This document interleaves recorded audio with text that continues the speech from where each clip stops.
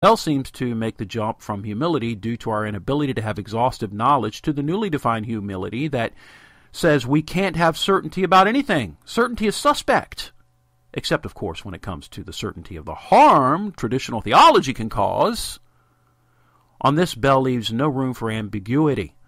Our view of God may be foggy, but our view of fundamentalists is clear. He writes, "You can believe something with so much conviction that you die for that belief, and yet in the same moment you can say, I could be wrong. This is because conviction and humility, like faith and doubt, are not opposites. They're dance partners. It's possible to hold your faith with open hands, living with great conviction, and yet at the same time humbly admitting that your knowledge and perspective will always be limited. First, it's hard to imagine that the martyrs giving their lives when they think they might be wrong. Let me go back and read that again. First, it's hard to imagine martyrs giving their lives when they think they might be wrong. Nothing would cause me to rethink and renege on my certainty than facing a lion in a coliseum. Secondly, notice how Bell says we should have conviction and humility as if these two things are opposites, like faith and doubt. He appears to see humility not as the gracious stance of someone who has tasted and seen the Lord is good, but as the willingness to hold doctrines loosely, as if certainty and humility can't coincide. Ironically, his description of fundamentalism centers on the elimination of paradox.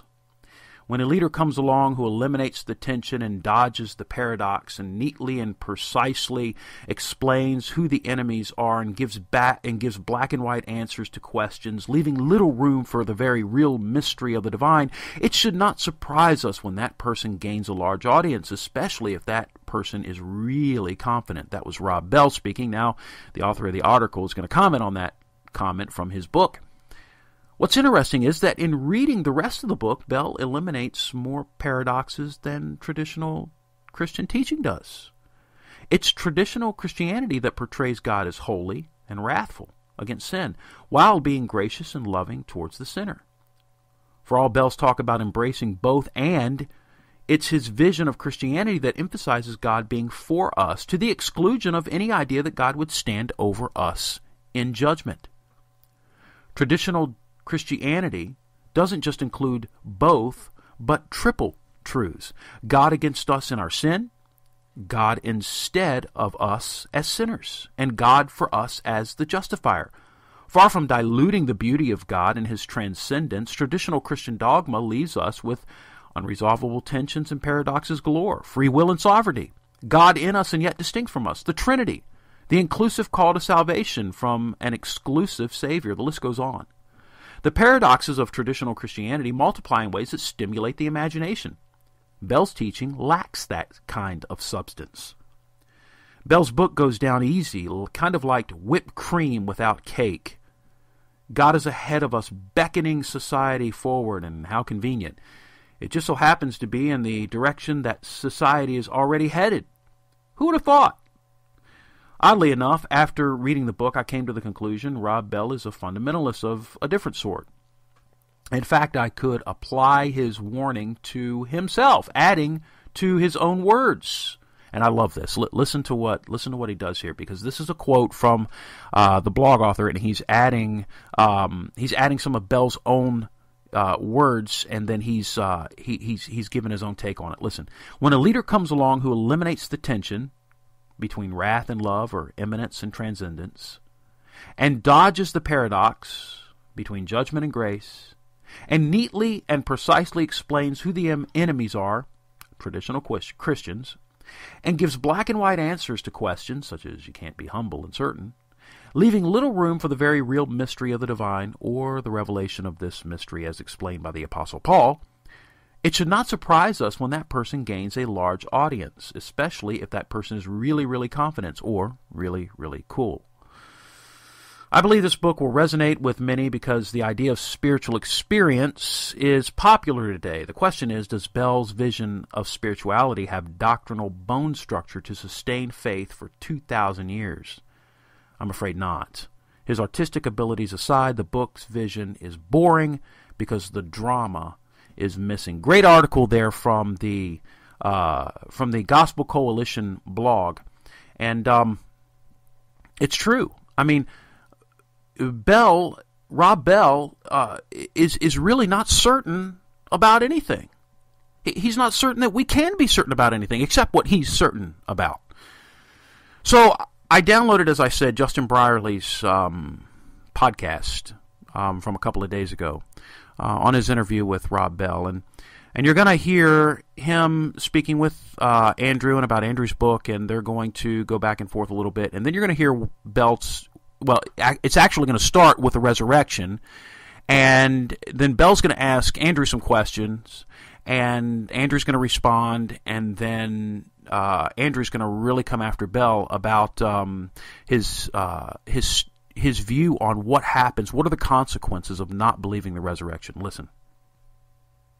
But I guess I'm talking more about I actually think trying to weigh up the evidence. Here's where I think the resurrection is really crucial. Now, that's Rob Bell. And listen to why he thinks the resurrection is really crucial. Listen. I mean, for a number of reasons. But here's why I think the resurrection... Because if you shut down the resurrection because those kinds of things don't happen, not only is that boring, but where do you draw the line? I mean, the power of the resurrection for a number... Namely, there's this historic community of people who are like, hey, dude, we saw him.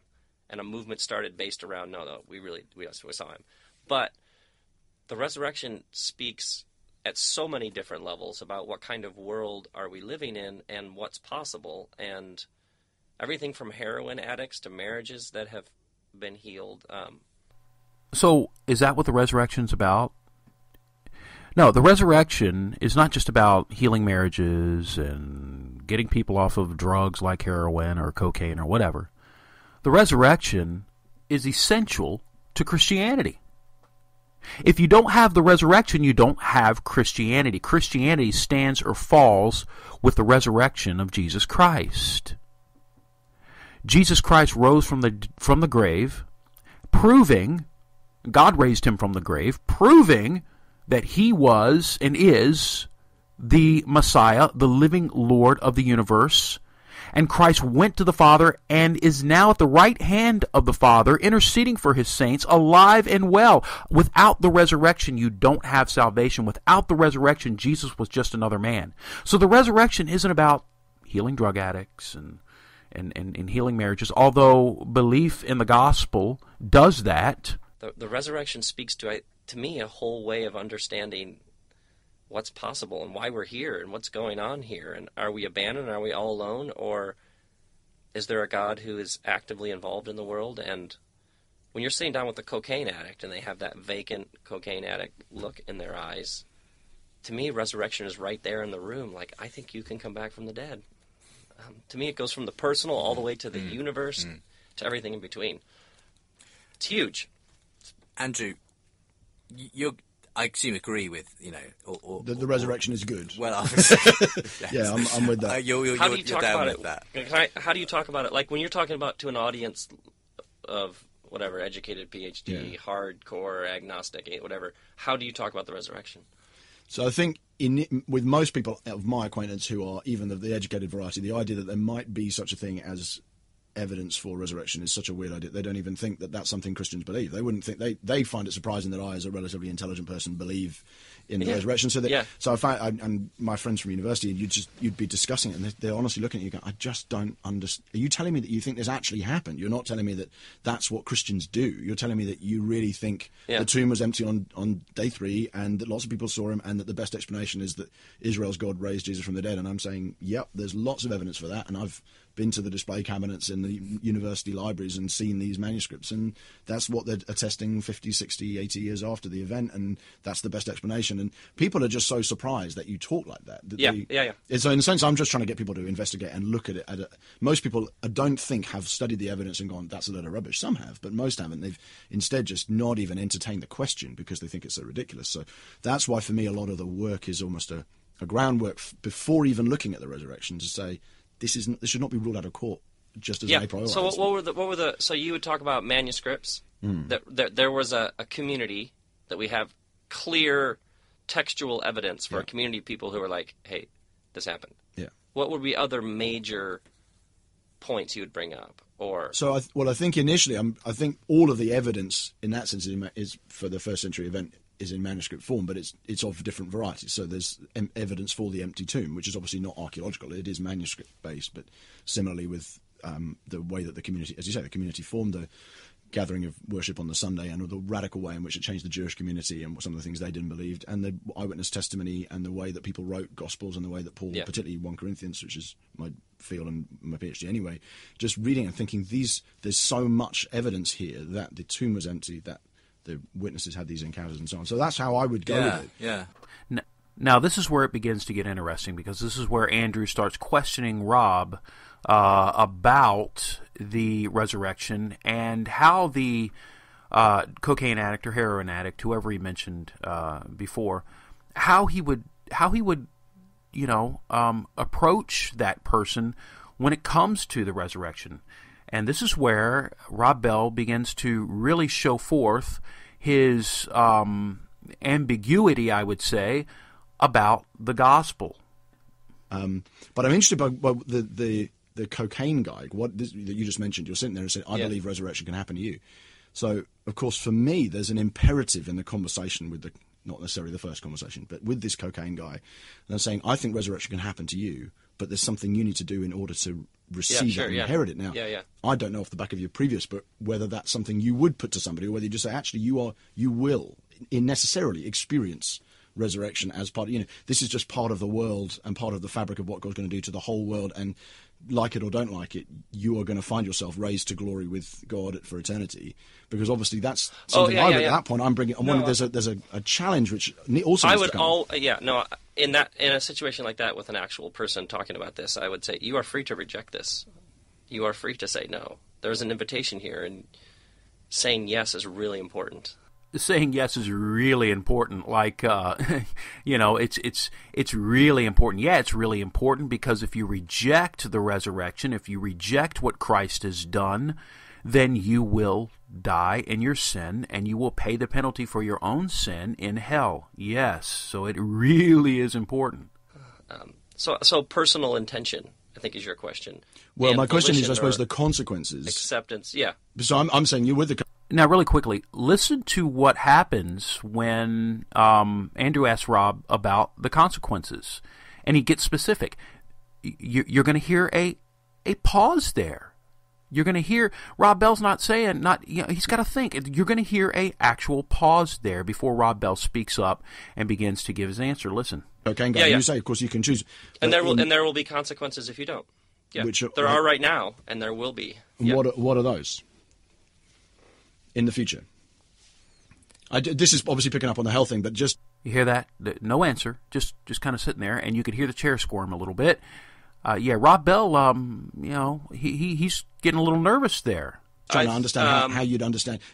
Is the eschatological new kingdom... You are free to say no. You are so free you can say no, and so God will honor that. And you're left out of that. I mean...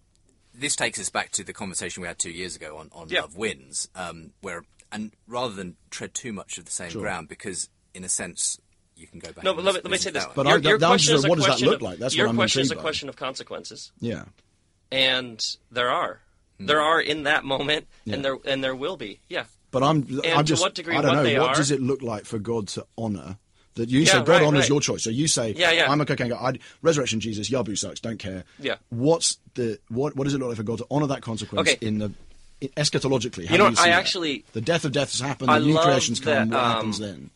I love that one of the images Jesus uses again and again is banquet, a party, a feast. I saw a bride coming down out of heaven, Revelation. You're not at the party. Like, you're invited to this party and you can say no. So that's the consequences. That's it. You're not at the party. You just don't get to come to the party. We're going to have a good old time at the party. It's going to be a feast and all that good stuff, and you just don't get to come. Well, that's it. You don't get to come to the party. Wow, what consequences? So you're saying that I can live my life any way I want to and pretty much just reject going to this party, and that's it? I don't get to go to the party. I don't get to go to the banquet. I'm not allowed to come. Whoop-dee. Big deal. I'm not allowed to come to this this great party that